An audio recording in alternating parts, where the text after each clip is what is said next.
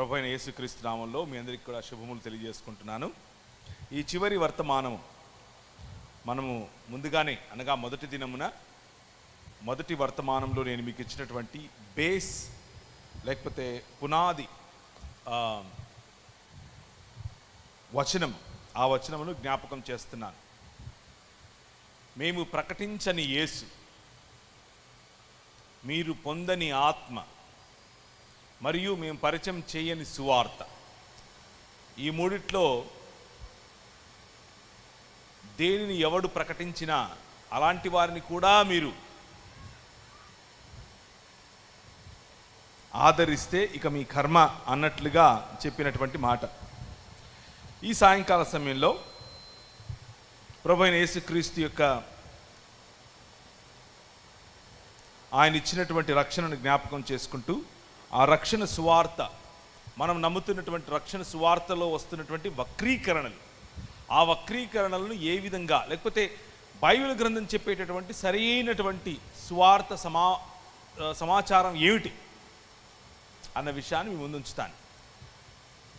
ఇప్పుడు 9 గంటలు అయింది,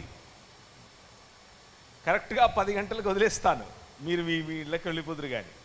కానీ ఆ 1 గంట నాకే ఇవ్వండి, ఎక్కడికి ఇవ్వకండి, ఎవరికి ఇవ్వకండి. మీరు మీ వంట, మీ పంట, మీ సంబంధాలు, మీ వాట్సాప్ ఇవన్నీ ఉంటాయి, నేను కాదనను, వాటన్నిటినీ కూడా చేయండి. కానీ ఈ 1 గంట వాటి నుంచి కొంచెం పక్కకు వచ్చి దేవుని వాక్యాన్ని మాత్రమే వినటానికి కొంచెం సమయాన్ని కేంద్రీకరించండి, ఏర్పాటు చేయండి. దానివల్ల మనందరికీ కూడా ఉపయోగం అవుతుంది. ప్రభు అయిన యేసుక్రీస్తు చేసినటువంటి నిబంధన నిత్య నిబంధన.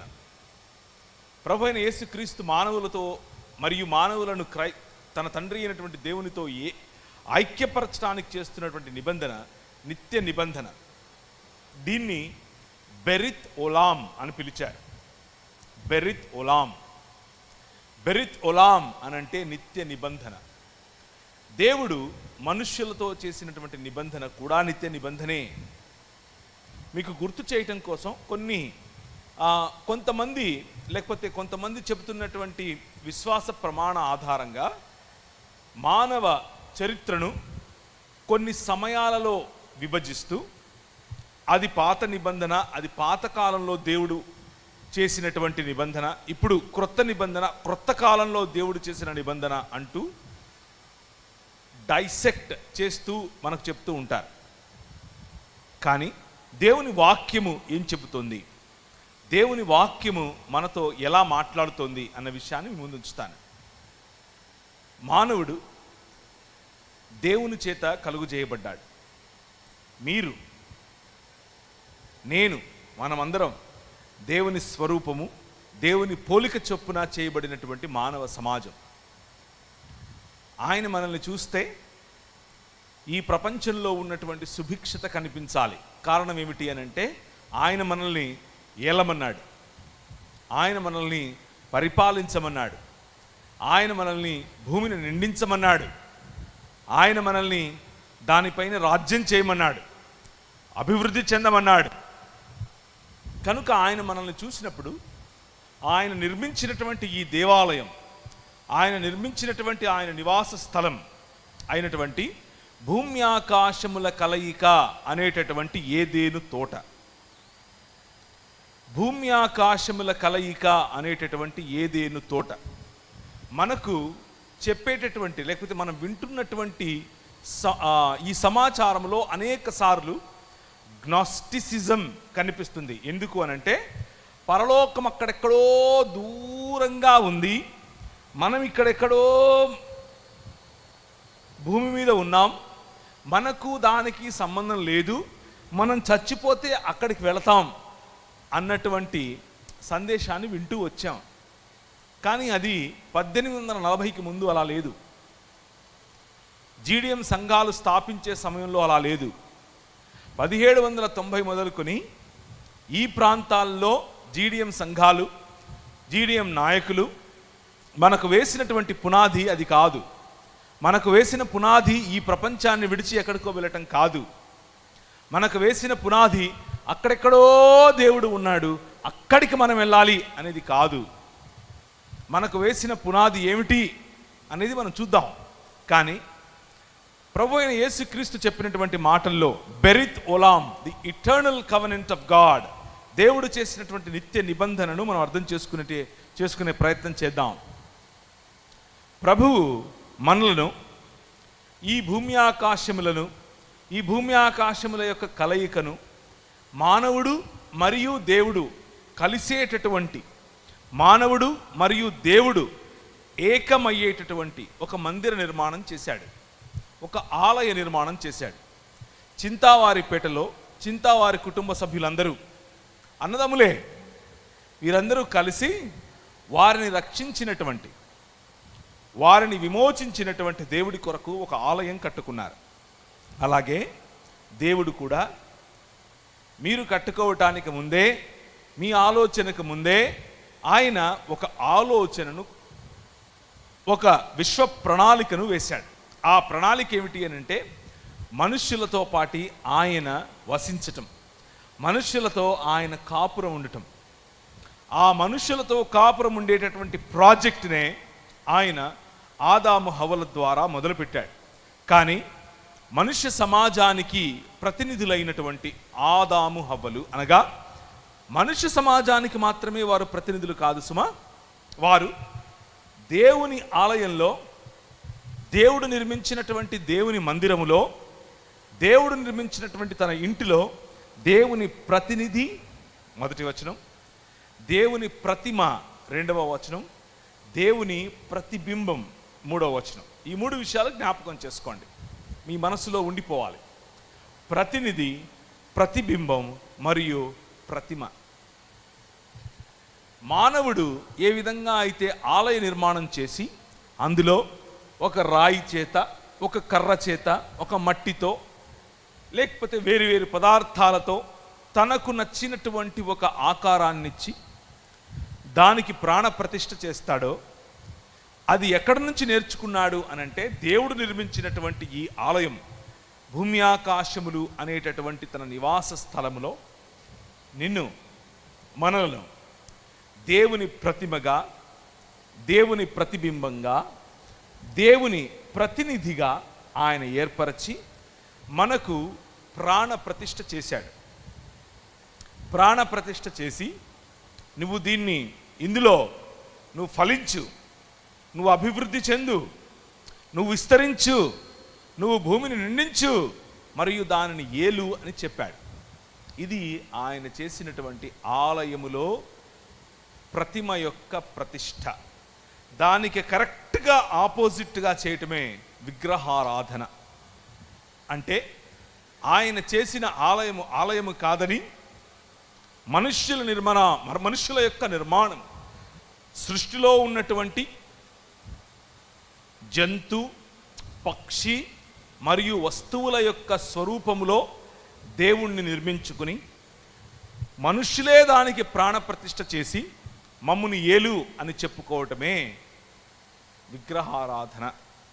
అంటే కనులుండి చూడలేని, నోరుండి మాట్లాడలేని, చేతులుండి పని చేయలేని, కాళ్ళుండి నడవలేని సమాజ నిర్మాణమే మనుష్యుల యొక్క ఆలోచన యొక్క ఫలితం.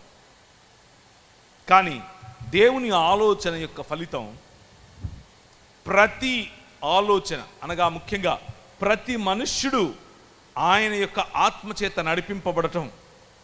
మనం మధ్యాహ్నం చూసినట్లుగా ప్రతి మనుష్యుడు ఆయన యొక్క ఆత్మ ప్రభావములో నడిపింపబడటం అన్నది ఆయన చిత్తమైతే, ప్రతి విగ్రహము పతన స్థితిలో ఉన్నటువంటి, దేవుణ్ణి తిరస్కరించేటటువంటి ఆత్మ కలిగినటువంటి, దేవునికి వ్యతిరేకంగా పనిచేసేటటువంటి ఆత్మ కలిగినటువంటి మానవ సమాజ నిర్మాణం చేయటమే ఈ అంధకార సంబంధమైన దురాత్మ సమూహముల యొక్క ప్రణాళిక. ఆ ప్రణాళికలో భాగంగా మీరు తొలచుకున్న, మీరు సరిచేసుకున్న, మీరు నిర్మించుకున్న వ్యవస్థలలో నుండి వాడు పనిచేస్తాడు. అది కుల వ్యవస్థ కావచ్చు, మత వ్యవస్థ కావచ్చు, మనుష్యులకు దూరం చేసేటటువంటి ఏ వ్యవస్థ అయినా కావచ్చు, ఉద్యోగ వ్యవస్థ, వ్యాపార వ్యవస్థ, విద్యా వ్యవస్థ, ఇలాంటి వ్యవస్థలన్నిటినీ క్యాప్చర్ చేస్తూ, వాటిని హైజాక్ చేస్తూ దేవునికి విరోధముగా, మనుష్యుల నుంచి మనుష్యులకు విరోధముగా పనినటువంటి పన్నాగమే విగ్రహారాధన. చాలామంది విగ్రహారాధన అనంటే ఏదో ఒక ఆకారమునకు చేసేటటువంటి ఆరాధన అనుకుంటారు. కాదు, అది ఒక మొదలు. కానీ దానిని పొడిగిస్తే, దానిని ముందుకు తీసుకుని వెళ్తే విగ్రహము మరియు విగ్రహారాధన అన్నది చాలా డీప్, లోతైనటువంటి ఒక అనుభవం. ఈ విగ్రహారాధన మీ పిల్లలతో మొదలవుతుంది. మీ పిల్లల పట్ల మీకున్నటువంటి మక్కువను మనిషి ఆరాధించే క్రమంగా తీసుకుని వెళుతుంది. మీ భర్తతో మొదలవుతుంది, మీ భార్యతో మొదలవుతుంది, అందంతో మొదలవుతుంది, జ్ఞానంతో మొదలవుతుంది, సంబంధాలతో మొదలవుతుంది, కులంతో మొదలవుతుంది, సమాజముతో మొదలవుతుంది, ఉనికితో మొదలవుతుంది, రాజకీయ వ్యవస్థ, అలాగే పరిపాలనా వ్యవస్థ. ఇలా మెల్లిమెల్లిగా మీ పైన అన్ని రకాలైనటువంటి లేయర్స్, తెరలుగా, పొరలుగా మీ పైన అధికారం చేస్తుంది. ఇది చూడటానికి, వినటానికి అంత ప్రాక్టికల్గా మీకు అనిపించకపోవచ్చు, కానీ ఇదే ఆ వ్యవస్థ. దేవుని స్థానాన్ని దేవునికి ఇవ్వకుండా, దేవుని స్థానాన్ని మనుష్యుడు సృష్టించినటువంటి ఏ వ్యవస్థకు, ఏ ప్రణాళికకు, ఏ కులానికి, మతానికి, అందానికి, గర్వానికి, చదువుకు ఇచ్చిన అది విగ్రహారాధనే. ఆ విగ్రహారాధన కారణం చేత మనము బెరిత్ ఒలాం నుంచి దూరమయ్యాం. దేవుడు చేసినటువంటి నిత్య నిబంధన ఏమిటి అనంటే, దూరమైనటువంటి మనుష్య సమాజాన్ని నేను తిరిగి నా వైపుకు తెచ్చుకుంటాను అని చెప్పటమే. దూరమైనటువంటి మనుష్య సమాజం, నన్ను విడిచిపెట్టిపోయినటువంటి మనుష్య సమాజం, అనాథలుగా ఉన్నటువంటి మనుష్య సమాజం, అంధకార సంబంధమైన దురాత్మ సమూహముల యొక్క క్లచెస్, వాటి యొక్క ఈ బంధకములలో ఉన్నటువంటి మనుష్య సమాజాన్ని నేను విడిచిపెట్టను, నేను తిరిగి నా వైపుకు తెచ్చుకుంటాను అని దేవుడు తీసుకున్నటువంటి నిర్ణయమే ఈ బెరిత్ ఒలాం. అది మనుష్యుడి చేత కాదు. ఎందుకు అనంటే, ఒక్కసారి దేవుణ్ణి తృణీకరించినటువంటి మనిషి, ఒక్కసారి దేవుణ్ణి తృణీకరించినటువంటి మనుష్య సమాజం దేవునికి మనిషికి మధ్య ఒక అగాధాన్ని ఏర్పరచుకున్నాడు. దేవుడు ఏమై ఉన్నాడో తెలిసినటువంటి మనిషి ఇప్పుడు దేవుణ్ణి తిరస్కరించడం ద్వారా ఆయన ఏమై ఉన్నాడో మర్చిపోయాడు. సృష్టిలో ఉన్నటువంటి జీవరాశులను తనకు దేవుడుగా చేసుకున్నాడు, తనపై అధికారిగా చేసుకున్నాడు. దాని కారణం చేత దేవుని గుణగణాలను మర్చిపోయాడు. కానీ ప్రభువు మనల్ని విడిచిపెట్టలేదు. కానీ దేవుడు మనల్ని విడిచిపెట్టలేదు. ఆయన అన్నాడు, తిరిగి నిన్ను నేను నా కుటుంబముగా చేసుకుంటాను, నా కుటుంబముగా చేసుకొని నేను వచ్చి మీ మధ్య నివాసం చేస్తాను. 66 పుస్తకాలు ఉన్నటువంటి బైబిల్ గ్రంథం యొక్క సారాంశము ఇదే. నేను వచ్చి మీ మధ్య నివాసం చేస్తాను. కానీ చాలాసార్లు క్రైస్తవ సమాజంలో ప్రకటింపబడేటటువంటి సువార్త ఇది కాదు. చాలాసార్లు క్రైస్తవ సమాజంలో ప్రకటింపబడుతున్నటువంటి సువార్త, ఈ ప్రపంచాన్ని నువ్వు వదిలి ఎక్కడికో వెళ్ళాలి. బైబిల్ ప్రకటిస్తున్నటువంటి సువార్త, నేను వచ్చి మీ మధ్య నివాసం చేస్తాను. ఈ రెండింటికి ఉన్నటువంటి తేడా. దీన్ని గమనిస్తే నేను ప్రకటించినటువంటి సువార్తను మీరు నమ్ముతున్నారా అన్నటువంటి మాటను మీరు గుర్తించిన వారవుతారు. కొంతమంది అంటారు, పరలోకం అన్నది అక్కడెక్కడో ఉన్నది, అందులోనికి వెళ్ళటానికి యేసుక్రీస్తు ప్రభు మీకోసం రక్తం కార్చాడు, ఆ రక్తంలో మీరు కడగబడ్డారు కాబట్టి యేసుక్రీస్తు ప్రభు భూమి ఆకాశములను సృజించటానికి ముందే కొందరిని ఆయన ఎన్నుకున్నాడు, కొందరిని ఆయన తన రక్తం చేత ప్రోక్షించాడు, కొందరిని ఆయన తన పరలోకములోనికి తీసుకుని వెళ్తాడు. మిగిలినటువంటి 90%, మిగిలినటువంటి 80%, అది ఎంత శాతమో వారికి తెలియదు, నాకు తెలియదు. అనేకులు నరకంలో పడిపోతారు అని బైబిల్ చెప్తోంది అని చెప్తారు. బైబిల్ ఎక్కడా ఇటువంటి సమాచారం ఇవ్వదు. ఇది వారి స్వంత కల్పన, ఇది వారు స్వయంగా నేర్పించుకున్నటువంటి, వారు స్వయంగా కూడగట్టుకున్నటువంటి వేరొక సువార్త. యోహాను సువార్త 3వ అధ్యాయం 16వ వచనం గట్టి చదువుతారు ఎవరైనా? గట్టిగా వినపడలేదు. దేవుడు లోకమును ఎంతో ప్రేమించెను కాగా ఆయన తన అద్వితీయ కుమారుడిగా పుట్టిన వాని యందు విశ్వాసముంచు ప్రతివాడును నశింపక నిత్య జీవము పొందినట్లు ఆయనను అనుగ్రహించెను. దేవుడు ప్రేమ మీద వర్కౌట్ చేస్తున్నాడు. తన కుమారుడిగా పంపించినటువంటి వాడి మీద విశ్వాసముంచి వారి కొరకు ఆయన వేచి చూస్తున్నాడు. విశ్వాసముంచటం నీ పని. కానీ వీరు చెప్పే సువార్త ఏమిటి అని అంటే, నువ్వు విశ్వాసం ఉంచాలా ఉంచకూడదా అన్నది కూడా దేవుడే నిర్ణయిస్తాడు. కొంతమంది చెప్పినట్లు శివుడాజ్ఞ లేనిదే చీమైనా కుట్టదు అన్నట్లు, యెహోవా ఆలోచించనిదే నువ్వు తన కుమారుడైనటువంటి యేసుక్రీస్తును నమ్మాలా నమ్మకూడదా, నీ పైన నీకు ఆ అధికారం లేదు అని చెబుతారు. నువ్వు అలా నమ్మటానికి వీలుండలేదు అని చెబుతారు. ఇది దేవుని వాక్యమునకు విరుద్ధం. Choose today. నువ్వు ఎన్నుకో. యెహోషువ అన్నాడు, నా మట్టుకు నేనైతే నువ్వు నా కుటుంబమును ఏం చేస్తాం? యెహోవానే సేవిస్తాం. మీరేం చేస్తారో నాకు తెలీదు, నేను నా కుటుంబం యెహోవానే సేవిస్తాం. It's a choice given to you. నువ్వు ఎన్నుకోవాలి. నీ దగ్గర చాయిస్ లేదు, ఆయనే నిర్ణయించి పంపించాడు అని చెప్పేటటువంటి సువార్త, అది సువార్త కాదు, అది దుర్వార్త. చాలామంది స్నేహితులు, నాకు తెలిసినటువంటి స్నేహితులు, ఈ వాక్యాన్ని వీళ్ళ యొక్క థియాలజీని అడ్డం పెట్టుకుని ఏమంటున్నారు అని అంటే, అరే మీ దేవుడు అంతగా నన్ను ప్రేమిస్తే, ఇదిగో నేను లాజరు పక్కన పడుకొని ఉన్నాను, నేను చచ్చిపోయిన స్థితిలో ఉన్నాను, ఆయనే వచ్చి నాతో మాట్లాడితే నన్ను లేపుకుంటాడు, మధ్యలో నువ్వెందుకు నాకు సువార్త చెప్తున్నావు అంటున్నారు. ఆయన లేపుకుంటాడులే, మధ్యలో నువ్వెందుకు నాకు చెప్పేది అంటున్నాడు. నువ్వు చెప్పినా నేను వినను కదా. ఎందుకు అని అంటే డివైన్ ఎగ్జాస్టివ్ డిటర్మినిజం అంటున్నారు. అనగా దేవుడే అన్నిటినీ నిర్ణయిస్తాడు. ఆయన నిర్ణాయక చిత్తంలో నేనుంటే నేను రక్షింపబడతాను. నువ్వు మళ్ళా చెప్పేది ఏంటి నాకు? ఆయన నిర్ణాయక చిత్తంలో నేనుంటే నేను పరలోకం వెళ్ళిపోతాను, నువ్వేంది మళ్ళా చెప్పేది నాకు అన్నటువంటి తర్కం. కానీ దేవుని వాక్యం అలా చెప్పటం లేదు. చూజ్ యీ టుడే.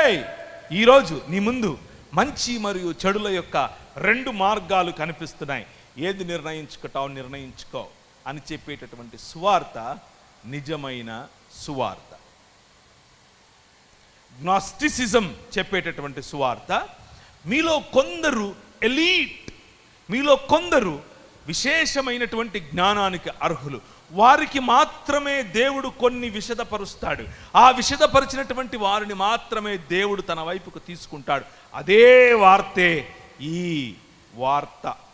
ఇది సువార్త కాదు, కేవలం వార్త. ఏంటా వార్త? దేవుడు కొందరిని మాత్రమే తన సన్నిధికి ఏరుకుని మిగిలిన వారందరినీ నరకప్రాయులుగా చేస్తాడు.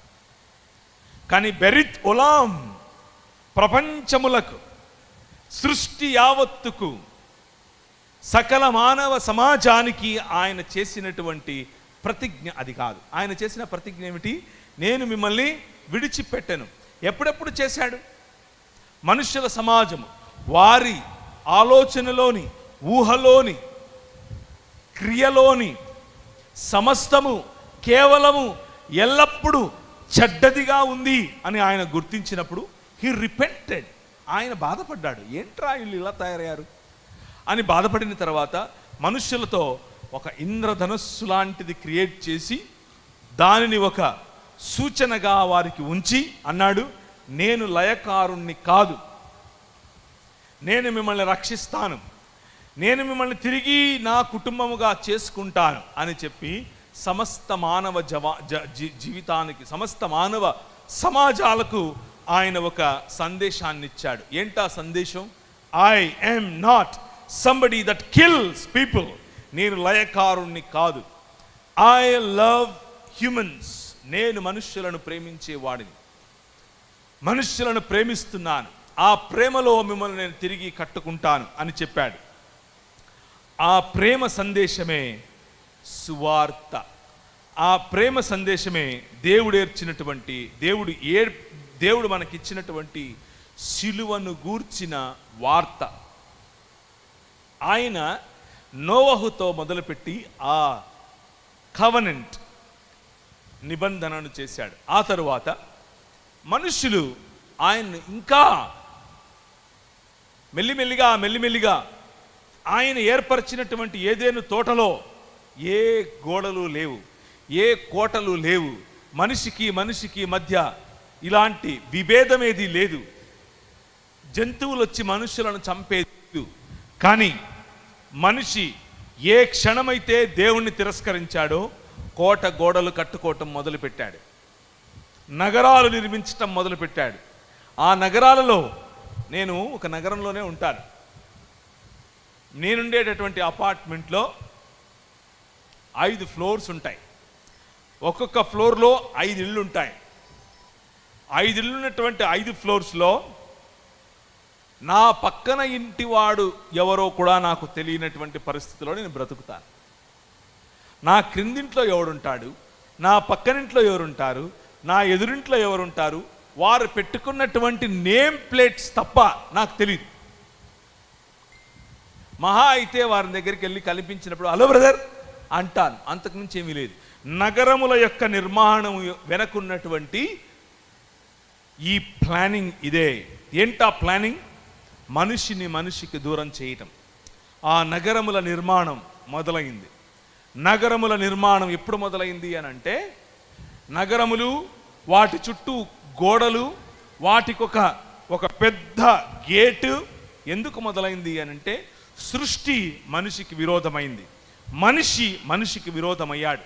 మనిషి విరోధమై, సృష్టి మనిషికి విరోధమై భయంకరమైనటువంటి ఈ పరిస్థితుల్లో ఉండగా మనిషి తన స్వకల్పన చేత, తన సొంత ఆలోచన చేత అడ్డుగోడలు కట్టుకోవటం మొదలుపెట్టాడు, అపార్ట్మెంట్స్ కట్టుకోవటం మొదలుపెట్టాడు, కోట గోడలు కట్టుకోవటం మొదలుపెట్టాడు, నగర నిర్మాణం చేయటం మొదలుపెట్టాడు. ఇలా నగర నిర్మాణం చేస్తూ అంచెలంచెలుగా పెరిగినటువంటి మనిషి తనలో ఉన్నటువంటి ఈ పాపపు ఆలోచన పతన స్థితికి వెళ్ళేంతగా వెళ్ళిన తర్వాత ప్రభు అయిన యేసు ప్రభు వారికి చేసినటువంటి నిబంధన, మిమ్మల్ని నా విడిచిపెట్టను అన్నటువంటి నిబంధన, ఆయన వారిని మిమ్మల్ని రక్షిస్తాను అని చెప్పినటువంటి నిబంధన. ఆ నిబంధన నోవహుతో మొదలై మనిషి సివిలైజేషన్ తర్వాత సివిలైజేషన్, అనగా నాగరికత తర్వాత నాగరికత ఆయన నిర్మిస్తూ వెళ్ళాడు. నిమ్రోదు సమయంలో పక్కన వాడి భార్య కావాలనుకున్నాడు. నిమ్రోదు సమయంలో ఒక్క భార్య సరిపోదనుకున్నాడు, ఒక్క స్త్రీ సరిపోదనుకున్నాడు, నాకు ఇంకా కావాలనుకున్నాడు. ఆటబొమ్మగా స్త్రీని మార్చి తనకు ఆనందం ఇచ్చేటటువంటి ఒక ఆబ్జెక్ట్గా స్త్రీని మార్చి తెచ్చుకున్నాడు. అలా తండ్రి హయాములో, భర్త హయాములో, మరియు బాలుడు అనగా తనకు పుట్టినటువంటి కొడుకు హయాములో స్త్రీ బ్రతకాలి అన్నటువంటి నిర్ణయాలు చేసుకున్నటువంటి మనిషి నుంచి స్త్రీని రక్షించాలి, ఈ మనుష్య సమాజాన్ని రక్షించాలి. ఎలా? ఆయన చేసినటువంటి బెరిత్ ఒలాం ఎలా సమృద్ధిగా ప్రజలకు వెళ్ళాలి. ఈ నిమ్రోదు సమయం నుంచి కొంచెం ముందుకు వస్తే మెసపటోమియా సమాజం, మెసపటోమియా అనేటటువంటి నాగరికతలో మనుష్యులు దేవుణ్ణి ధిక్కరించి, దేవుణ్ణి తిరస్కరించి వారు ఏర్పరచుకున్నటువంటి విగ్రహములను పూజిస్తూ స్త్రీలను దూరం పెడుతూ, స్త్రీలను ఆట వస్తువుగా చేసుకుంటూ, పిల్లలకు హక్కులు లేకుండా, పెద్దలకు హక్కులు లేకుండా, వయోవృద్ధులకు హక్కులు లేకుండా, నీ వయసు అయిపోయింది, నువ్వు చచ్చిపో అని చెప్తున్నట్లుగా విగ్రహములకు అర్పితములుగా వారి జీవితాలను నాశనకరమగు వారు కుదుర్చుకున్నటువంటి, వారు వేసుకున్నటువంటి తందూరి, లేకపోతే దాన్ని ఏమంటారు, నిప్పుల గుండా వెళ్ళేటటువంటి ఒక విధానాన్ని ఏర్పరచుకున్నారు. నిప్పుల గుండా వెళుతున్నారు. ఈ మెసొపొటేమియా సమాజంలో పెద్ద పెద్ద నగరాలు, పెద్ద పెద్ద విగ్రహాలు, పూజలు. కారణం మనిషి వాటన్నిటికీ బానిస అవటం, మనిషి వాటి ముందు తలవంచటం, స్త్రీని వాటి ముందు తలవంచేలా చేయటం. పురుషాహంకారంతో నేను మనిషినయ్యాను అనుకుంటున్నటువంటి పురుషుడు నిజానికి ఈ సృష్టికి బానిస అవటం. సృష్టికి బానిస అయినటువంటి పురుషుడు స్త్రీని బానిసగా చూడటం, పిల్లలను బానిసగా చూడటం, పెద్దవాళ్లను ఇక అవసరం లేని వాళ్ళగా చూడటం.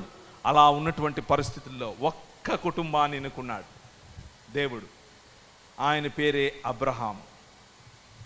అబ్రహాము, చిత్తము ప్రభా, come on, come out of this civilization, ఈ నాగరికత నుంచి బయటికి రా. నేను నిన్ను ఒక మహా పట్టణము, ఒక మహా రాజ్యముగా తెస్తాను. మన ప్రయాణం పట్టణాల నుండి రాజ్యం వైపుకు. మన ప్రయాణం ఒక తోటలో నుండి పట్టణానికి వెళ్ళింది, ఇప్పుడు పట్టణాన్ని నుండి రాజ్యం వైపుకు ప్రయాణిస్తోంది. ఆ ప్రయాణములో అంతములో ఒక పట్టణమే దిగి వస్తుంది. తన భర్త కొరకు అలంకరింపబడినటువంటి ఒక పట్టణముగా, పెండ్లి కూతురు వలె పైనుంచి దిగి వచ్చేటటువంటి యెరూషలేము మన మధ్యలో దిగి వస్తోంది. అది ఒక పట్టణమే, కానీ ఆ పట్టణానికి చుట్టూ గోడలున్నప్పటికీ ఆకర్షణకే గోడలు. పట్టణానికి ఉన్నటువంటి గేట్స్ తెరవబడి ఉంటాయి. అందరి కోసం భూరాజులు వారి మహిమని మోసుకొని ఆ పట్టణంలోనికి బయలుదేరతారు, ఆ పట్టణంలోనికి వస్తారు. అటువంటి ప్రయాణమే మానవ ప్రయాణం, అదే సువార్త. ఈ సువార్త చాలా సంకుచితముగా కేవలము 2 పాయింట్లలో చెప్పేటటువంటి సువార్త కాదు. ఈ సువార్త విశ్వ కళ్యాణానికి సంబంధించినటువంటి సువార్త. ఈ సువార్త మానవులను తిరిగి మనుష్యులుగా మార్చేటటువంటి సువార్త. ఈ సువార్త దేవుడు తన ప్రణాళికను సమృద్ధిగా ఈ ప్రపంచములో నిర్వర్తించేటటువంటి సువార్త. ఆ సువార్త మనకు అందిందా లేదా అనేదే ప్రశ్న. మెసొపొటేమియా నాగరికతలో దేవుడు మనుష్యుని తిరస్కరించిన కారణం చేత దేవుడు ఏర్పరచుకున్నటువంటి అబ్రహాము తన కుటుంబము ద్వారా ఆయన చెప్పాడు, 400 పైచిలుకు సంవత్సరాలు నీ పిల్లలు, నీ పిల్లల పిల్లలు వాళ్ళు ఐగుప్తు దేశంలో ఉంటారు.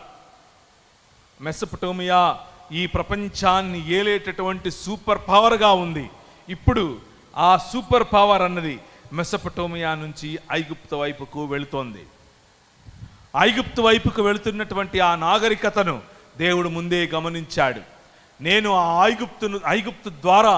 ఐగుప్తులో మీ పిల్లలను పంపించడం ద్వారా నేను ఈ ప్రపంచాన్ని ఆశీర్వదించేటటువంటి నేను ఐగుప్తు ద్వారా ఈ ప్రపంచాన్ని ఆశీర్వదిస్తానని చెప్పినటువంటి దేవుడు అబ్రహాము కుమారుడైనటువంటి యోసేపును అక్కడికి ముందే పంపించాడు. కరువు కాలములో మనకేదైనా భోజనము దొరుకుతుందా అన్నటువంటి ఆలోచనలో వెళ్ళినటువంటి ఇశ్రాయేలు పిల్లలు అక్కడ 400 పైచిలుకు సంవత్సరాలు అభివృద్ధి చెందారు, విస్తరించారు. భూమిని నిండించేంతగా లక్షలాదిగా వారి యొక్క జనాభా పెరిగింది. వారిని చూసినటువంటి ఐగుప్తు రాజు ఫెరో అన్నాడు, వీరు విస్తారమైనటువంటి జనంగా వెళుతున్నారు, వీరిపై అన్యాయము చేయండి. అన్యాయం. సువార్త అన్యాయమునకు వ్యతిరేకముగా వచ్చినటువంటి వార్త. సువార్త మనుష్యుల యొక్క బాధ, మనుష్యుల యొక్క రోదన, మనుష్యుల యొక్క కష్టము, మనుష్యుని పైన మనుష్యుడు ఏర్పరుస్తున్నటువంటి సంకెళ్లను ఛేదించేటటువంటి వార్త సువార్త. ఆ సువార్తలో భాగంగా ప్రభు అన్నాడు, నేను విన్నాను, నేను ఉన్నాను అన్నాడు. మీ గతించిపోయిన సీఎం అన్నటువంటి మాటలు అనుకుండారు పొరపాటున. అది ఆయన ఇక్కడి నుంచే తీసుకున్నాడు. ఆయన సొంత మాటలు కాదు. నేనున్నాను, నేను విన్నాను. బైబిల్లో ఉన్న దేవుడు అన్నాడు, నేనున్నాను, I am the one that lives. ఉన్నవాడను అనువాడను నేను విన్నాను. ఏం విన్నాను? నీ ఆర్తనాదాలు విన్నాను అని చెప్పాడు. అలా ఆయన తన కనుదృష్టిని మెసొపొటేమియా సామ్రాజ్యము నుంచి ఐగుప్తు సామ్రాజ్యం వైపుకు తీసుకెళ్ళి వెళ్ళాడు. ఐగుప్తు సామ్రాజ్యం మనుష్యులను బానిసత్వంలోనికి నెట్టివేసేటటువంటి సామ్రాజ్యం, మనుష్యులను బానిసత్వంలో కృంగదీసేటటువంటి సామ్రాజ్యం. ఆ సామ్రాజ్యము కూరలను విరిచాడు, దానిని కొమ్ములను ఆయన విరగగొట్టాడు. గద్ద రెక్కల మీద మోసుకొని వచ్చినట్లుగా తన పిల్లలను మోసుకొని వచ్చాడు. ఇంకొక రాజ్యాన్ని స్థాపించాడు. ఆ రాజ్యము పేరు ఇశ్రాయేలు. ఇశ్రాయేలు, వినుము, నీ భాగ్యం ఎంత గొప్పది. యెహోవాయే రక్షణగా గల నీ భాగ్యం ఎంత గొప్పది. అన్యజనులు ఈ ముందు నీతో ఏకీభవించినట్లు వాళ్ళు నాటకాలు చేస్తారు, వేషాలేస్తారు, కానీ వారి ఉన్నత స్థలములను తొక్కుతావు అని చెప్పాడు. సువార్త దేనికి అనంటే, నిన్ను విడిపించి ఈ ప్రపంచంలో తలగా ఉంచటానికి, అన్యజనుల మార్గములను త్రొక్కటానికి, అన్యజనుల ఆలోచనలను త్రొక్కటానికి, అన్యజనుల విధానములను త్రొక్కటానికి. అందుకే నిన్ను పిలిచాడు. కానీ నువ్వు లేదండి. ఈ రోజుల్లో క్రైస్తవ సమాజాన్ని చూస్తే అది ఒక డోర్ మ్యాట్ లాంటిది. డోర్ మ్యాట్ తెలుసా? లోపలికి వెళ్తానికి ముందు కాళ్ళు ఇలా తుడుచుకుని వెళ్తారు. అన్యజనుల మధ్య క్రైస్తవ సమాజం ఆ విధంగా మారిపోవటానికి గల కారణం, ప్రియమైనటువంటి దేవుని సంఘమా జ్ఞాపకం ఉంచుకోండి, మన పిలుపు అది కాదు. మన పిలుపు అన్యజనులను దేవుని యొక్క తలగా ఉండటం, అన్యజనులలో మనము వెలుగుగా ఉండటం, అన్యజనుల విధానములలో మనము తలగా ఉండటం. ఆ తలగా ఉండటం ప్రేమ మార్గం, ఆ తలగా ఉండటం క్షమా మార్గం. అన్యజనులను క్షమించటం, అన్యజనులను ప్రేమించటం, అన్యజనులను ఐక్యపరుచుకోవటం, అన్యజనులను కౌగిలించుకోవటం, ఇది మన మార్గం. అన్యజనులు అనేకులు మన ముందు వేషాలేస్తారు, మనతో ఏకీభవించినట్లుగా మన మధ్య కూర్చుంటారు. కానీ మన పిలుపు అన్యజనులను, వారి ఆలోచనలను, వారి పద్ధతులను, వారు దేవుణ్ణి వ్యతిరేకించేటటువంటి పద్ధతులను తొక్కాలి. అది మన పిలుపు. అందుకోసం మనం పిలువబడ్డాం. నీ సువార్త కేవలము నువ్వు చచ్చిపోతే ఎక్కడికి వెళ్తావు అనేది కాదు. నీ సువార్త ఈ ప్రపంచాన్ని, ఈ మనుష్య సమాజాన్ని, ఈ ప్రజలను ప్రేమించే సువార్త. ఈ ప్రజలను దేవుడు ఏర్పరచుకున్నటువంటి బెరిత్ ఉలాంగా ఏర్పరిచే సువార్త. ఈ సువార్త రక్షింపబడుచున్న వారికి దేవుడిచ్చేటటువంటి సువాసన. కానీ నశించిపోవచ్చున్న వారికి ఒక శవవార్త. చాలామంది ఈ రోజుల్లో మన మధ్యలో శవవార్తగా మాట్లాడుతున్నారు. ఒక శవాన్ని మీరు ఆరాధిస్తున్నారంటున్నారు. కానీ ఈ సువార్త శవవార్త కాదు. ఈ సువార్త దేవుని కొరకు నిలబడేటటువంటి ప్రజల యొక్క వార్త, దేవుని ప్రేమను చాటేటటువంటి వార్త, దేవుని ప్రజల యొక్క దేవుని ప్రేమను చాటే వార్తలో భాగంగా మనం యోసేపు ఏ విధంగా అయితే ఈ ఇశ్రాయేలు సమాజం కోసం మాత్రమే కాకుండా ప్రపంచం యావత్తు కోసము తను నిలువ చేసినటువంటి వనరులను ఇచ్చాడో, పంచాడో, ఆ విధంగా మనం ప్రపంచానికి కావలసినటువంటి వనరులను పంచటం కోసం ఇక్కడ ఉన్నాం. కేవలం క్రైస్తవ సమాజం మాత్రమే, మళ్ళీ చెప్తున్నాను, క్రైస్తవ సమాజం మాత్రమే ఆ సమాజంలో సభ్యులు కాని వారి కోసం ఉనికిలో ఉంది. మళ్ళీ చెప్పనా, కేవలం క్రైస్తవ సమాజం మాత్రమే ఆ సమాజంలో సభ్యులు కాని వారి కోసం ఉనికిలో ఉంది. మన పరిస్థితి, మన పిలుపు ఏమిటి అని అంటే, మన సమాజంలో లేని వారి కోసం మన బాధ, మన సమాజంలో లేని వారి కోసం మన తపన, మన సమాజంలో లేని వారి కోసం మన వనరులను పంచటం, అదే క్రీస్తు పిలిచినటువంటి పిలుపు. ఆ పిలుపులో భాగంగానే బెరిత్ ఓలాంలో భాగంగానే యోసేపు ఐగుప్తు సమాజంలో ఉన్న వారిని ఆశీర్వదించాడు. ఐగుప్తు ద్వారా ప్రపంచములను ఆశీర్వదించాడు. దేవుడు మనుషులను ఏర్పరచుకుంటాడు, కానీ ఆ మనుషులను ఏర్పరచుకొని భూమిలో నుండి తీసేసి ఇంకేదో ప్రపంచంలోనికి తీసుకొని వెళ్ళటం కోసం కాదు. ఆ మనుషులను ఏర్పరచుకొని ప్రపంచములను ఆశీర్వదించటం కోసం ఏర్పరచుకుంటాడు. ఐగుప్తు అయిపోయింది, ఇశ్రాయేలు సమాజం ఏర్పడింది, దేవుని రాజ్యం ఏర్పడింది. ఆ ఏర్పడిన రాజ్యంలో నేనే మీకు రాజును అని దేవుడు చెబుతూ ఉంటే, ఆయన గద్దరెక్కల మీద మోసుకొని వచ్చినట్లు మిమ్మల్ని మోసుకొని వచ్చాను అని చెబుతూ ఉంటే, ఇశ్రాయేలు మాత్రం నువ్వు మాకు రాజుగా వద్దు, మాకు కనిపించే రాజు కావాలి అని అడిగారు. మనుష్యుని యొక్క ఆలోచన దేవుని ఆలోచనకు కరెక్ట్గా ఆపోజిట్గా ఉంటుంది అని చెప్పటానికి ఇశ్రాయేలే ఒక ప్రమాణం. ఏ మనుష్యులనైతే ఈ అంధకార సంబంధమైన దురాత్మ సమూహాల నుంచి విడిపించాలని దేవుడు తన ప్రణాళికను వేశాడో, ఆ మనుష్యులే ఇప్పుడు మాకు అంధకార సంబంధమైన దురాత్మ సమూహముల యొక్క పరిపాలనే కావాలి అని చెప్పారు. నువ్వొద్దు, ఆయన అన్నాడు నేను నీకు రాజును, ఐ యామ్ ద కింగ్ అంటే ఇశ్రాయేల్ అంది కాదు కాదు, మాకు కనిపించే రాజు కావాలి. మా రాజు వెళుతూ ఉంటే ముందు ఇద్దరు గుండాలు వెనక ఇద్దరు గుండాలు వెళ్ళాలి. మా రాజు కారు వెళుతూ ఉంటే ముందొక కారు వెనక కారు వెళ్ళాలి. మా రాజు కోటు విప్పితే వెనక తీసుకోవటానికి కొంతమంది ఉండాలి. మా రాజు ఆయన షూస్ విప్పితే తిప్పి పెట్టడానికి కొంతమంది ఉండేట్లుగా మేము ఏర్పాటు చేసుకోవాలి. మా కళ్ళ ముందు కనిపిస్తున్నటువంటి అనేక రాజ్యాలలో ఏ విధంగా రాజులు ఉన్నారో అలాంటి రాజే మాకు కావాలి అన్నాడు. ప్రభు అన్నాడు నేను కదా నీకు రాజు, ఐ యామ్ ద కింగ్, నేను కదా మిమ్మల్ని సంరక్షించేవాడిని. లేదు లేదు, మాకు ఆ రాజే కావాలి.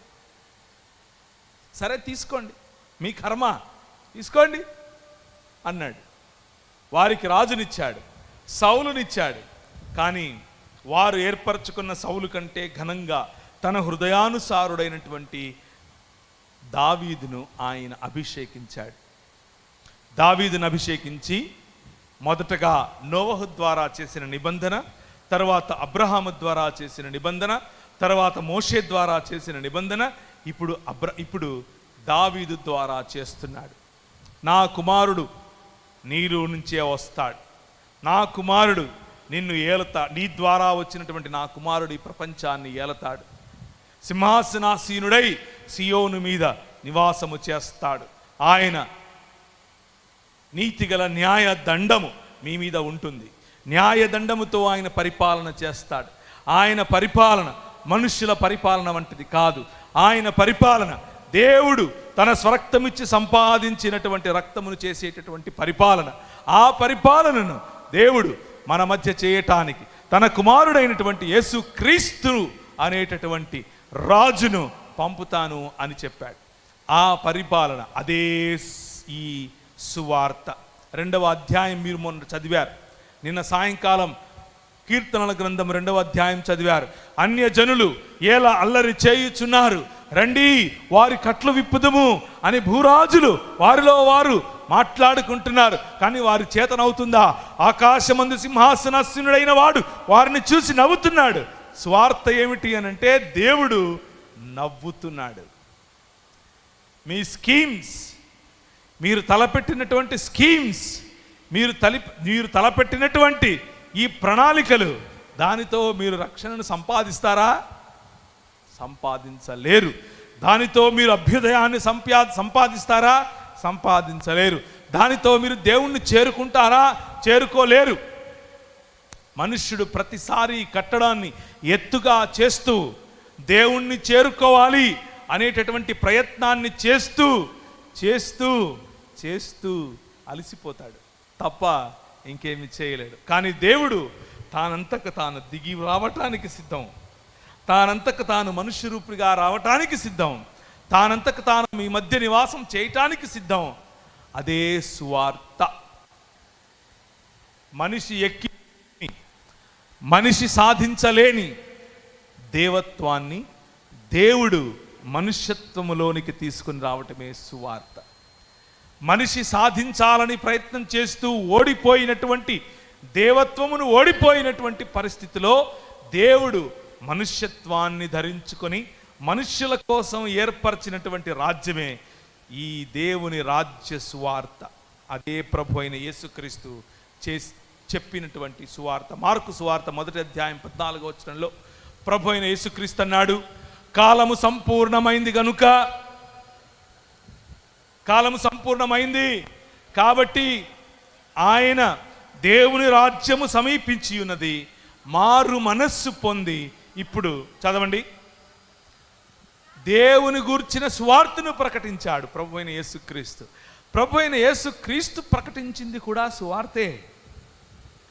ప్రభు అయిన యేసుక్రీస్తు మరణ పునరుత్థానాలను ప్రకటించడం మాత్రమే సువార్త అని అనుకునేవారు పొరబడుతున్నారు. ప్రభు అయిన యేసుక్రీస్తే సువార్తను ప్రకటించాడు. ఏంటా సువార్త అనంటే దేవుని రాజ్యం. దేవుని రాజ్యం మన మధ్య వెలగటం, దేవుడే రాజుగా మనపై పరిపాలన చేయటం, అదే దేవుని రాజ్య సువార్త. ఆ రాజ్య సువార్తను మన ప్రజలు, మన పితరులు కొన్ని వందల సంవత్సరాల క్రితం నల్లట్ట పుస్తకం అని చెప్తున్నారు. ఆ నల్లట్ట పుస్తకాన్ని మోసుకొని మన మధ్యకు వచ్చారు, మన మధ్యకు వచ్చి దాన్ని ప్రకటించారు. ఆ నల్లట్ట పుస్తకం ఏం చేసింది ఏంటని ఆలోచిస్తే, ఆ నల్లట్ట పుస్తకం మన మధ్యలో ఏర్పరచినటువంటి ప్రజలను ఇక్కడ చనిపోతే ఇంకెక్కడికో వెళతారు అని చెప్పేందుకు మాత్రమే కాదు, కానీ ఈ ప్రపంచములను దేవుని నివాస యోగ్య స్థలముగా చేయటం కోసం ఆయన చేసినటువంటి ఒక ప్రణాళిక. ఆ ప్రణాళికలో భాగంగా 1799లో మొదలైనటువంటి ఈ ఉద్యమం, విశ్వ మానవ ఉద్యమం ఈ తెలుగు రాష్ట్రాల్లో మొదలైంది. మొట్టమొదటిసారిగా విశాఖపట్నం, కాకినాడ ప్రాంతాల్లో, తీర ప్రాంతాల్లో ఆ రోజు వచ్చినటువంటి ఓడలు ఆగినటువంటి ప్రదేశాల్లో నుంచి మొదలైంది. 1799లో బ్యాప్టిస్ట్ మిషనరీలు, 1799లో వచ్చినటువంటి SPCK మిషనరీలు, 1799లో మొదలైనటువంటి కలకత్తా మొదలుకొని ఈ కాకినాడ ప్రాంతం వరకు వచ్చినటువంటి మిషనరీలు భారతదేశంలో క్రీస్తు యొక్క రాజ్య స్థాపన కొరకు మాట్లాడటం మొదలుపెట్టారు. నువ్వు చస్తే ఎక్కడికి పోతావు, నువ్వు చస్తే ఎక్కడికి పోతావు కాదు, అది కాదు వారు ప్రకటించినటువంటి సువార్త. వారు ప్రకటించిన సువార్త దేవుడు నివాసయోగ్యముగా ఉండేటటువంటి సమాజముగా నువ్వు మారాలి. తెలుగు ప్రజలు దేవుడి నివాసయోగ్యమైనటువంటి ప్రజలుగా మారాలి. తెలుగు మాట్లాడేటటువంటి ప్రజలలో ఉన్నటువంటి వ్యత్యాసాలు పోవాలి, కులం పోవాలి, స్త్రీ పట్ల వివక్ష పోవాలి, అందరికీ చదువు రావాలి, ప్రతి ఒక్కరికి వైద్యం అందాలి. ఇది సువార్త. ఆ సువార్తను ప్రకటించడం కోసం 1799లో మొదలైనటువంటి ఆ ఉద్యమం మెల్లిమెల్లిగా ఇంతింతాయి. దానియేలు ఒకానొక సమయంలో ప్రవక్తగా ఉన్నటువంటి దానియేలు చూసినటువంటి ఒక నిదర్శనం, ఆయన చూసినటువంటి ఒక కళ, ఒక దర్శనం. ఆ దర్శనంలో ప్రభు అయిన యేసుక్రీస్తు ఆయనకు ఒక పెద్ద విగ్రహమును చూపించాడు, ఒక పెద్ద ప్రతిమను చూపించాడు. తల బంగారముగా ఉంది, భుజములు వెండిగా ఉన్నాయి, ఉదర భాగము అది ఇత్తడితో ఉంది, కాళ్ళు ఇనుముతో ఉంది, పాదములు ఇనుము మరియు మట్టి కలిసినటువంటిదిగా ఉంది. ఇనుము మరియు మట్టి కలిసినటువంటి సమాజము ఒకరితో ఒకరు పొత్తు కలిసినట్లుగా ఉంటూనే, మనమందరము బంధువులము అంటూనే మన మధ్యలో చిచ్చు పెట్టినటువంటి సమాజం. నువ్వు దళితుడివి, నువ్వు మాలవు, నువ్వు మాదిగవు, నువ్వు బొడగము, నువ్వు జంగము, నువ్వు ఫలానా, నువ్వు అది, నువ్వు వనవాసివి అంటూ వెలివేసినటువంటి సమాజం. కానీ ఏ చేతి సహాయము లేకుండా తీయబడినటువంటి రాయి ఇంతింతై మహాపర్వతం అవుతుంది. ఆ మహాపర్వతమైన రాయి ఒక్కసారి వచ్చి కాకినాడ, విశాఖపట్నం ఈ తీర ప్రాంతాల్లో పడితే ప్రజల మధ్యలో ఉన్నటువంటి వ్యత్యాసాలు, ప్రజల మధ్యలో వారు కట్టుకున్నటువంటి కులం, వారు కుట్టుకున్నటువంటి మతం, వారు ఏర్పరచుకున్నటువంటి వ్యత్యాసం, వారు ఏర్పరచుకున్నటువంటి నువ్వు స్త్రీవి నేను పురుషుని అన్నటువంటి వ్యత్యాసం పటాపంచలైపోయింది. ఏ చేతి సహాయము లేకుండా తీయబడినటువంటి ఈ రాయి ఇంతింతై మహాపర్వతమై ఈ ప్రాంతంలో సువార్తనాదముగా పడితే సమాజం ఒకటైంది, సమాజం ఐక్యపరచబడింది, చదువుకోవడం మొదలుపెట్టారు.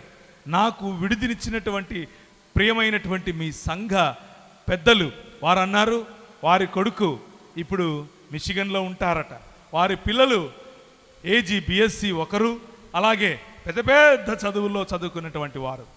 ఎలా సాధ్యం ఇది? ఒరేయ్ నాగిగా, ఒరేయ్ ఎల్లిగా, ఒరేయ్ మల్లిగా, నువ్వు పెంట కుప్పల్లో ఉండాలి, నువ్వు అక్కడే ఉండు అని చెప్పిన సమాజంలో తలమానికముగా, మణిమకుటముగా ప్రజలను తీర్చిదిద్దేటటువంటి ఈ ఆలోచన ఎక్కడి నుంచి పుట్టింది? 66 పుస్తకాలు ఉన్నటువంటి నీ చేతిలో ఉన్నటువంటి బైబిల్ గ్రంథం ఒకసారి ఎత్తి చూపిస్తారా? సువార్త. నువ్వు చచ్చిపోతే పరలోకం పోతావా, నువ్వు చచ్చిపోతే పరలోకం పోతావా? That is not the gospel. అది కాదు. మీ జీవితాలకు వెలుగు, మీ జీవితాలకు పునర్నిర్మాణం, స్త్రీకి గౌరవం, స్త్రీకి బట్టలు వేసుకునే అధికారం. నేను ఎక్కడి గురించో మాట్లాడట్లేదు, మీ గురించే మాట్లాడుతున్నాను. ఈ తీర ప్రాంతాల్లో కాకినాడ, విశాఖపట్నం, అలాగే పైకి వెళితే ఒడిస్సా, కిందికి వెళితే బందరు ప్రాంతం, ఒంగోలు వరకు స్త్రీలు బట్టలు వేసుకోవటానికి, పై వస్త్రం వేసుకోవటానికి అధికారం ఉండేది కాదు. ఇప్పుడు చూడండి, చక్కగా సీతాకోక చిలకల్లాగా మంచి మంచి చీరలు కట్టుకొని మంచి మంచి బ్లౌజులు వేసుకుని వచ్చారు. కారణం ఏంటంటారు? ఒకసారి మీ బైబిల్ ఎత్తి చూపిస్తారా? This is the reason. ఇది కారణం.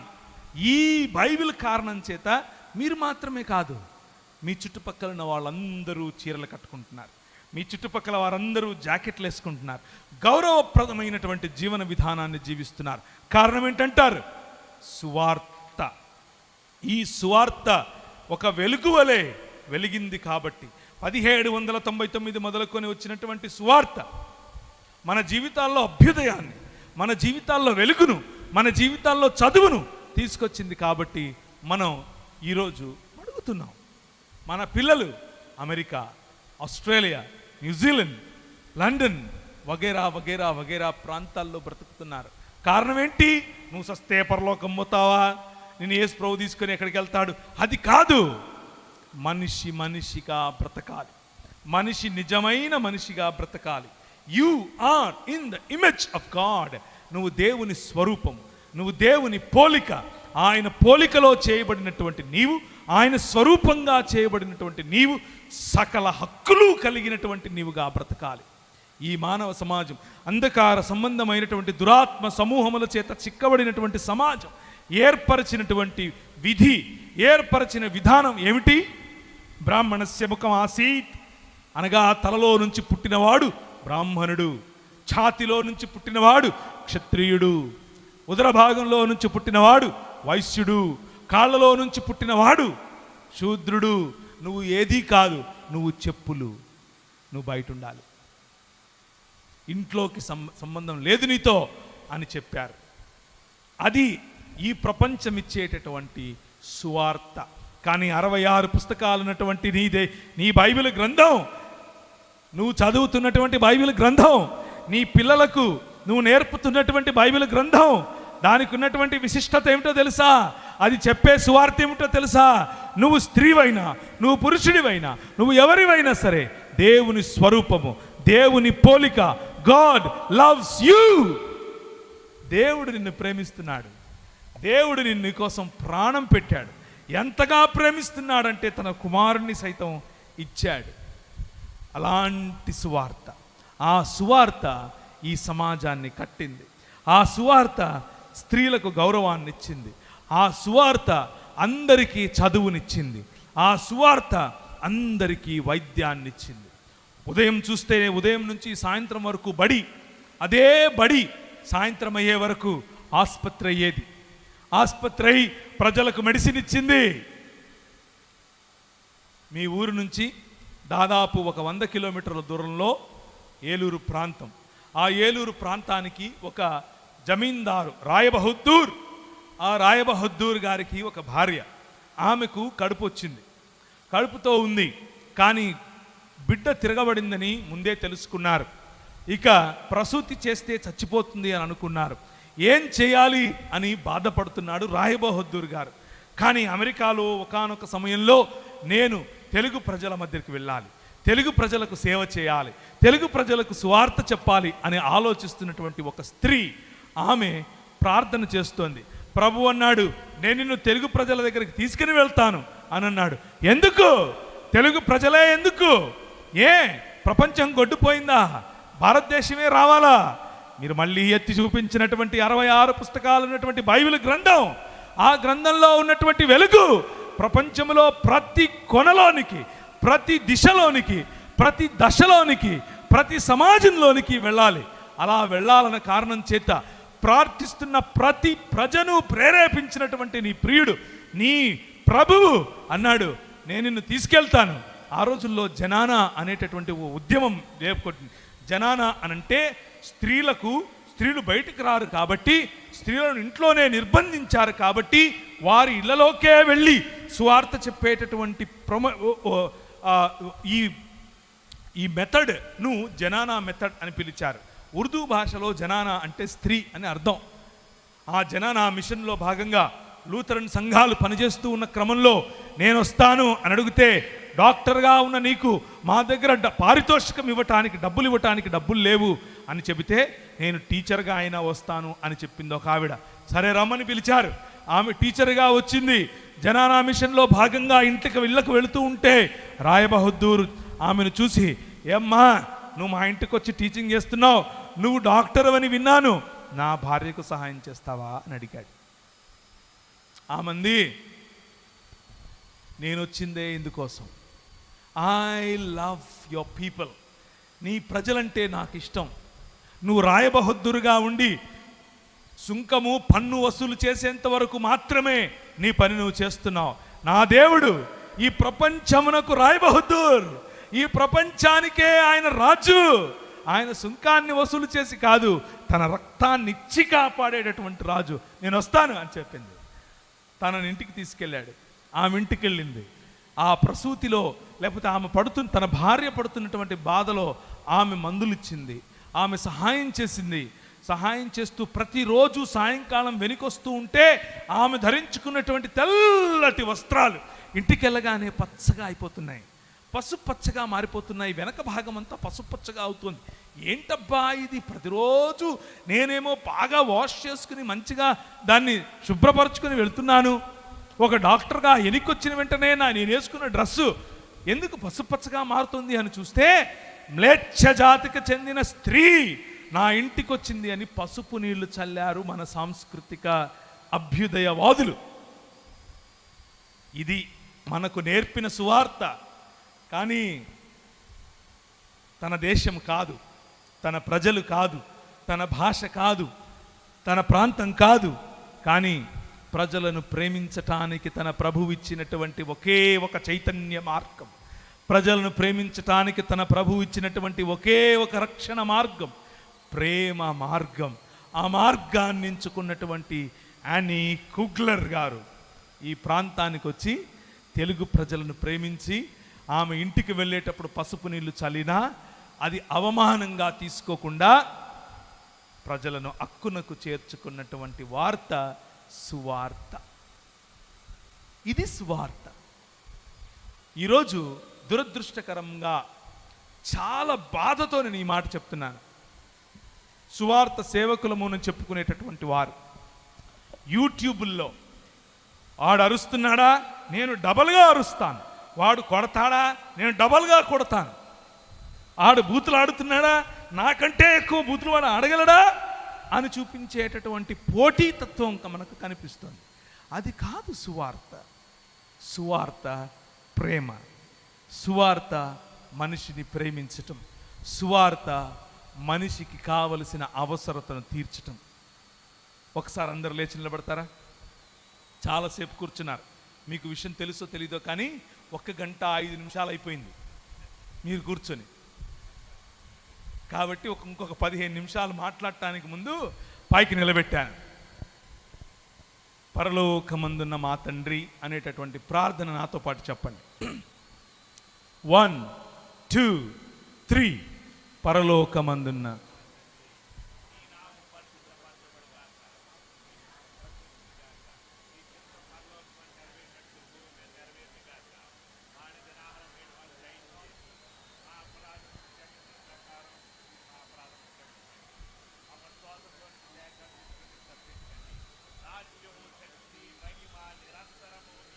నీ పక్కనున్న వాళ్ళతో చెప్పండి, రాజ్యం దేవునిది, నీది కాదు, నీది కాదు, మనిషిది కాదు, రాజ్యం దేవునిది. దయచేసి కూర్చోండి. మనకు నేర్పించిన ప్రార్థన పట్టెడు అన్నం మా అనుదిన ఆహారం. ఇదే క్రైస్తవం, ఇదే క్రైస్తవం, ఇదే సువార్త. సువార్త నీ పక్కనున్నవాడు భోంచేశాడా లేదా అని చూడటమే. సువార్త నీ పక్కనున్నవాడు అవసరమైన బట్టలు వేసుకున్నాడా లేదా అని చూడటమే. ఇది మర్చిపోయి పెద్ద పెద్ద థియాలజీ, లోతైన అధ్యయనాలు ఎందుకు? ఏం చేయటానికి? నెత్తినేసి పులుముకోవటానికి కూడా పనికిరావు అవి. నీ సాటి మనిషిని ప్రేమించలేని సువార్త సువార్తే కాదు. ప్రేమైనటువంటి దేవుని సంఘమా, జాగ్రత్త. ఈ విషయంలో మనం ఎక్కడైనా తప్పిపోతున్నామేమో జాగ్రత్త పడాలి. ఈ విషయంలో మనం ఏమైనా కాలు జారుతున్నామా జాగ్రత్త పడాలి. 1773లో ఈక్వల్ జస్టిస్ టు ఆల్, అందరికీ సమానమైనటువంటి న్యాయం. ఆ రోజుల్లో బ్రాహ్మణుడు తప్పు చేస్తే ఒక రకమైన శిక్ష, క్షత్రియుడు తప్పు చేస్తే ఒక రకమైన శిక్ష, శూద్రుడు తప్పు చేస్తే ఇంకొక రకమైన శిక్ష. అలాగే పంచముడు చెప్పులుగా భావించిన వాడు తప్పు చేస్తే మరణదండన లాంటివి ఈ ప్రపంచంలో, ముఖ్యంగా మన దేశంలో ఉండేది. కానీ ఈ రాజు, ద కింగ్, ఈ సువార్తను ప్రకటించినటువంటి రాజు వేంచేశాడు, నీ తెలుగు ప్రజల మధ్య వేంచేశాడు. 1773లో అందరికీ సమానమైనటువంటి తీర్పు, ఈక్వల్ జస్టిస్ టు ఆల్, న్యాయం అందరికీ సమానమే. ఆ రోజుల్లో శూద్రుడు చైరు మీద కూర్చోవటానికి వీల్లేదు. చైరు మీద కూర్చుంటే వాడి పిరుదులు కోశారు. శూద్రుడు అనంటే పొరపాటున మీరు మాల మాదిగా బుడగల జంగమ దాసరి అనుకుండేరు. కాదు, శూద్రులు అంటే ఎవరు? రెడ్డి, వెలమ, కామ్మ, కాపు వగైరా వగైరాలు అందరూ శూద్రులే. వాళ్ళ కూర్చోవటానికి హక్కు లేదు, వారికి పరిపాలించే హక్కు లేదు, వారికి భూమి హక్కు లేదు. కానీ ఎవరిచ్చారు ఆ హక్కు? నీ రాజు, your king. Equal justice to all. 1795లో అందరికీ ఆస్తి హక్కునిచ్చాం. ఎవరిచ్చారు? మనం.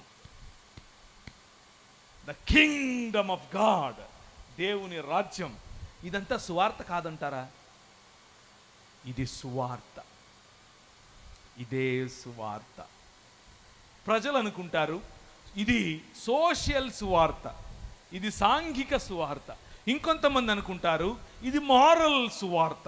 ఇంకొంతమంది అనుకుంటారు ఇది ఎథికల్ సువార్త. ఇంకొంతమంది అనుకుంటారు ఇంకేదో సువార్తలు పేరు పెడతారు. నో, సువార్త అనేది మనిషికి సంబంధించిన ప్రతి కోణాన్ని కూడా ఈ ప్రపంచపు అంధకార సంబంధమైన దురాత్మ సమూహముల యొక్క అధికారం నుంచి విడిపిస్తుంది, సాంఘికంగా విడిపిస్తుంది, మానసికంగా విడిపిస్తుంది, రోగముల నుండి విడిపిస్తుంది, పాపము నుండి విడిపిస్తుంది. అన్ని రకాలుగా మనిషిని సంపూర్ణ మనిషిగా చేయటమే సువార్తకున్నటువంటి ప్రత్యేకమైన లక్షణం. ఈరోజు చెప్తున్నటువంటి సువార్త ఏంటి? ఈరోజు చెప్తున్న సువార్త ఏంటంటే, నువ్వు దేవుని యొక్క ఆ పరలోకంలోనికి వెళ్ళాలనుకుంటున్నావా? నీ చైన్ తీసివేయి, నీకు 2 చైన్లు ఇస్తాడు. ఇది సువార్త. ఇది సువార్త కాదు, ఇది దుర్వార్త. మొలకు అడుగుతాడు నీ పిల్లలను, బయలుదేవుడు అడుగుతాడు నువ్వు సంపాదించిన ధనాన్ని, కియ్యు దేవత అడుగుతుంది నీ చేతిలో ఉన్నటువంటి నూనెను, నక్షత్ర దేవత అడుగుతుంది నీ వస్తువులను. ఏమిచ్చి నేను యెహోవా నిన్ను దర్శించుదును? వేలాది నదులంతా విస్తార తైలమిత్తునా? ఇదంతా మనుషుల యొక్క మనుషులు అడుగుతున్నటువంటి ప్రశ్నే. దానికి సమాధానంగా ప్రభు అంటున్నాడు, మనుష్యుడా ఎన్నిసార్లు చెప్పాలరా నీకు? ఎన్నిసార్లు చెప్పినా నీకు అర్థం కాదా? టీవీలో నుంచి అడుగుతున్నారు, మీ దగ్గరకు వచ్చి అడుగుతున్నారు, నువ్వు అది ఇస్తే నేను ఇది ఇస్తా, నువ్వు అది ఇస్తే నేనేమైనా ఒక ట్రాన్సాక్షనల్ దేవుణ్ణి అనుకుంటున్నారా? నాతో మీరు వ్యాపారం చేస్తారా? మనుష్యుడా ఏది ఉత్తమమో నీకు ముందే చెప్పాను కదా. మీకా గ్రంథంలో ఆయన చెప్పాడు, న్యాయమును జరిగించుటయు, కనికరమును ప్రేమించుటయు, దీన మనస్సు కలిగి నీ దేవుడైన యెహోవా ఎదుట జీవించుటయు. ఇంతే కదా నిన్ను అడుగుతున్నాను. ఇంతకు మించి నేను అడిగానా? ఓ మతం కట్టెత్తున్నావు ఏంటి నువ్వు? కొబ్బరికాయలు కొట్టాలి, ఊదిబత్తీలు పెట్టాలి, దండలు వేయాలి, మల్లెపూలు తీసుకురావాలి, చేతులు అర్పించాలి, తలనీలాలు అర్పించాలి, బంగారం ఇవ్వాలి, సంపాదించింది ఇవ్వాలి, భార్యని ఇవ్వాలి. మతం నువ్వు కట్టుకున్న భార్యను 7 రోజులు 7 రాత్రులు బ్రాహ్మణుడి దగ్గర పడుకోబెట్టాలని చెప్పింది. అలా పడుకోబెడితేనే నీ జీవితానికి సుఖమని చెప్తుంది. కానీ ప్రభు అయిన యేసుక్రీస్తు అన్నాడు, నో నో, నీ భార్యను నువ్వు పెళ్లి చేసుకున్న భార్యను ఎప్పుడు నీ దాన్ని ఏమంటారు, బ్రాహ్మణుల దగ్గర పడుకోబెట్టడానికి అవసరం లేదు. 1819లో మనం చట్టం చేశాం, నీ భార్య నీ దగ్గరే ఉంటుంది. She is in the image of God. ఆమె దేవుని స్వరూపం, దేవుని పోలిక. బ్రాహ్మణుడి దగ్గరికి వెళ్ళి పడుకోవాల్సిన అవసరం లేదు. ఈ కృణ్వంతో విశ్వమార్యం అన్నటువంటి ఒక శ్లోకం, దాని అర్థం ఏమిటంటే, ఈ ప్రపంచాన్ని ఆర్యీకరణ చేయాలి అన్నటువంటి దిశగా వెళుతున్నటువంటి ఈ బ్రాహ్మణిజం ప్రపంచంలో అందరినీ వారి యొక్క DNA ప్రకారం కనాలి అని చెప్పి వారు ఏర్పరచుకున్నటువంటి ఆ కాన్స్టిట్యూషన్, వారు ఏర్పరచుకున్నటువంటి ఆ చట్టాన్ని తిరగరాసింది ఎవరు? దేవుని రాజ్యం. ఇంతై మహాపర్వతమై ఈ ప్రపంచంలో ఉన్నటువంటి సిస్టమ్స్ని తుత్తునీయులుగా పడగొట్టినటువంటి దేవుని రాజ్యం ఈ తీర ప్రాంతాలకు వచ్చింది. ఈ తీర ప్రాంతాలకు రావడం కారణం చేత మీ భార్యలను బ్రాహ్మణుల దగ్గర పడుకోబెట్టాల్సిన అవసరం లేదు. 1830లో ప్రజలను, పిల్లలను బలులు అర్పించాల్సిన అవసరం లేదు. 1833లో పిల్లలను బలులు అర్పించాల్సిన అవసరం లేదు. అదొక చట్టం. అలా నువ్వు చేస్తే అది చట్టపరంగా నేరం అని తీసుకొచ్చిన చట్టం మనం తీసుకొచ్చిందే. 1835 ప్రతి ఒక్కరికి ఆంగ్ల భాషలో చదువు. అదేంటి? సనాతనంగా ఉన్నటువంటి మా ధర్మానికి వ్యతిరేకంగా పనిచేస్తున్నారన్నారు. ఏంటా సనాతనంగా ఉండే ధర్మం అనంటే, మీరు సంస్కృతంలో మాత్రమే శ్లోకాలు చెప్పాలి. మీరు ఇది అరే సంస్కృతంలో శ్లోకాలు చెప్తే మాకు ఎలా అర్థమవుతుంది? సరే నువ్వు చెప్పు, న్యూటన్స్ థియరీ ఫస్ట్ లా చెప్పు సంస్కృతంలో. నాకు రాదు. సెకండ్ లా చెప్పు. నాకు రాదు. థర్డ్ లా చెప్పు. నాకు. అందుకే మాకు ఇంగ్లీష్ ఎడ్యుకేషన్ కావాలన్నారు. అందుకే మన పిల్లలు ఈరోజు అమెరికా, ఆస్ట్రేలియా, అందుకే న్యూజిలాండ్, అందుకే లండన్, ప్రతి చోట భారతీయులు ముప్పుడిగా ప్రతి చోట ఉండడానికి గల కారణం ఏంటో తెలుసా? నీ రాజు, యువర్ కింగ్, నీ రాజు ప్రకటించినటువంటి రాజ్య సువార్త. నువ్వు చచ్చిపోతే ఏడిపోతావు, నువ్వు చచ్చిపోతే ఏడిపోతావు. అది కాదు, దట్ ఈజ్ రిలిజన్. అది మతం. రాజ్య సువార్త, ప్రజలకు సంబంధించినటువంటి సువార్త. 1833లో నాన్ డిస్క్రిమినేషన్ యాక్ట్ మనం తీసుకొచ్చాం. కూర్చోవటానికి హక్కు శూద్రునికి 1835లో మనం తీసుకొచ్చాం. 1891లో శారదా యాక్ట్, లేకపోతే చిన్నపిల్లలకు పెళ్లి చేయటానికి వీలు లేదు అని చెప్పినటువంటి యాక్ట్ మనం తీసుకొని వచ్చాం. అది దేవుని రాజ్యములో భాగం. 1891, 1913లో రైట్ టు ఎడ్యుకేషన్, 1913లో slavery abolishment act, breast tax. Breast tax ఎంతమంది విన్నారు? చేయబెట్టండి. సినిమాలు కూడా తీశారండి ఈ మధ్య. స్తనాల బరువును చూసి దానికి ట్యాక్స్ వేయటమే బ్రెస్ట్ ట్యాక్స్ అంటే. స్త్రీగా ఉన్న నువ్వు పై వస్త్రం వేసుకోవటానికి వీలు లేదు అని చెప్పిన సమాజం ఈ సమాజం. స్త్రీగా ఉన్న నువ్వు, నీ స్తనాలు బరువుగా ఉన్నాయి అని అంటే దాని అర్థం ఏంటి? మీ ఆయన బాగా సంపాదిస్తున్నాడు కాబట్టి నువ్వు ట్యాక్స్ కట్టు అని చెప్పారు. ఇంత దరిద్రమైనటువంటి సమాజంలో ప్రభువైన యేసు క్రీస్తు నీ రాజు, ఏ చేతి సహాయము లేకుండా తీయబడినటువంటి రాయి ఇంతింతై మహాపర్వతమై స్వార్థ రూపములో ఈ ప్రతిమ ఏదైతే బంగారము, వెండి మరియు ఇత్తడి, అలాగే ఇనుము మరియు మట్టి కలిసినటువంటి సామ్రాజ్యములుగా ఉన్నాయో వాటి మీద పడింది. తుత్తనీయులుగా వాటిని చేసింది, మిమ్మల్ని సంరక్షించింది. అందే you are in the image of God. నువ్వు దేవుని స్వరూపం, నువ్వు దేవుని పోలిక. కాబట్టి 1988లో ముత్తులక్ష్మిరెడ్డి నిలబడుకుని 1930 చిల్లరలో ముత్తులక్ష్మిరెడ్డి మొట్టమొదటిసారి ఆ మెడ్రాస్ ప్రెసిడెన్సీలో ఉన్నటువంటి దాన్ని ఏమంటారు విధానసభలో నిలబడుకుని ఆంధ్రజోగిని యాక్ట్ అనేది ప్రతిపాదించింది. ఆంధ్రజోగిని యాక్ట్ అంటే ఏంటి?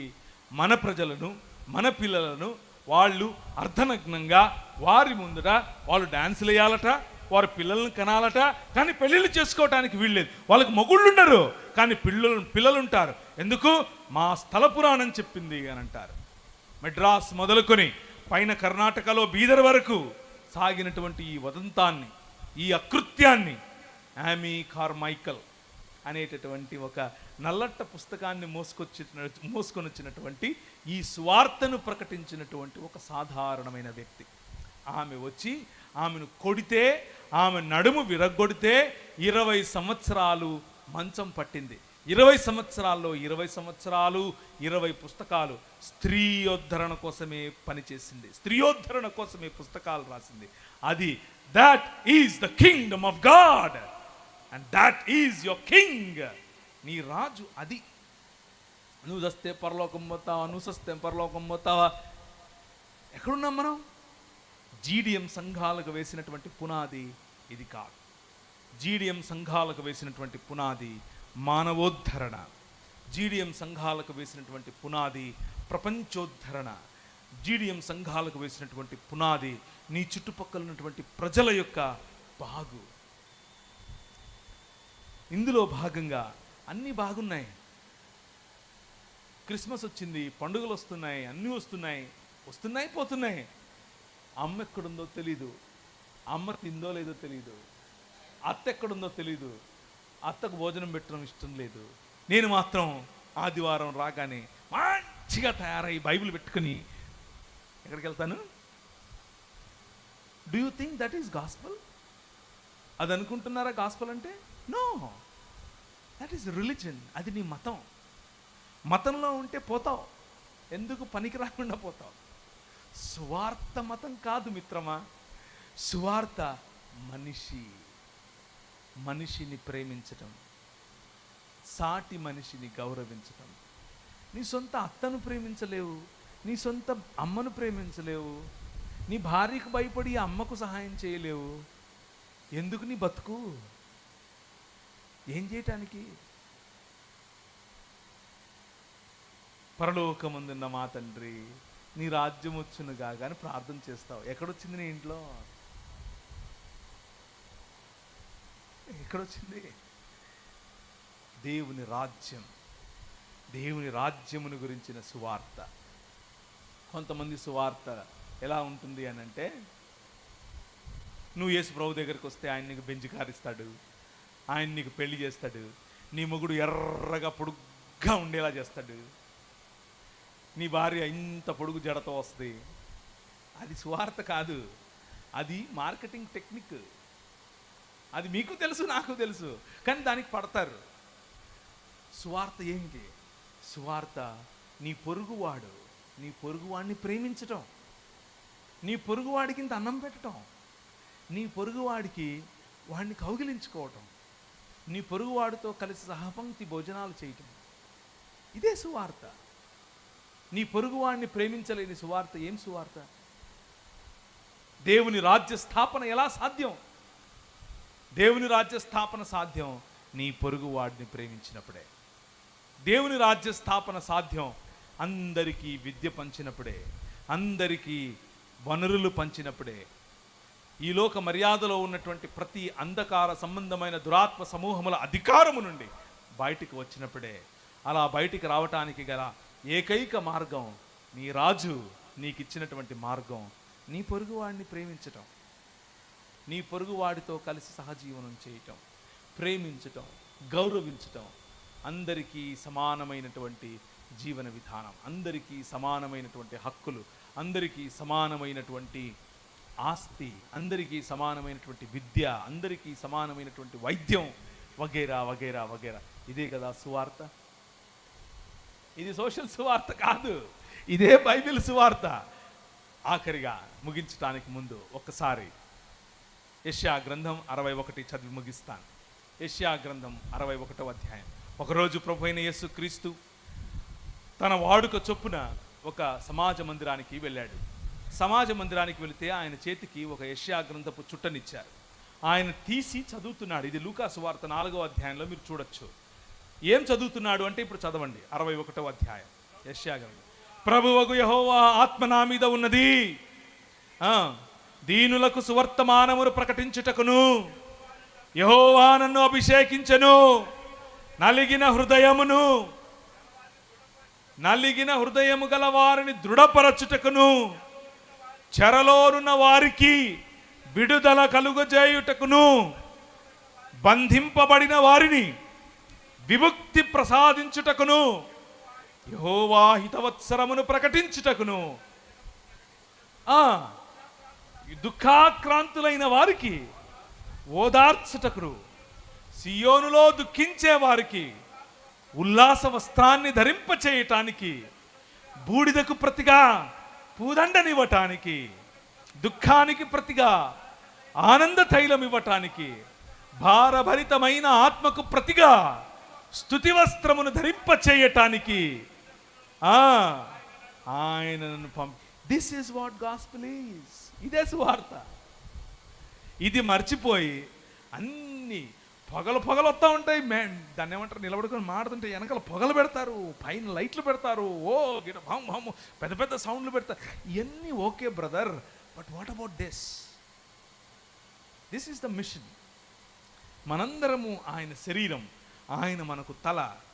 ఆయన అభిషేకం తల మీద నుంచి ఎక్కడికి పారుతుంది? శరీరమునికే పారుతుంది. అహరోను గడ్డము మీదుగా చొక్కాయి ఆఖరి వరకు పారినటువంటి సుగంధ తైలం, లేకపోతే ఈ తైలము యొక్క ఈ ఆయిల్ యొక్క సువాసన ఏ విధంగా విస్తరించిందో అదే విధంగా ఆయన అభిషేకం మన మీదికి రావాలి కదా. అదే కదా మనం చేయాల్సినటువంటి పరిచర్య, మనం చెప్పాల్సినటువంటి సువార్త. ఆ సువార్త మీకు ఎక్కిందా?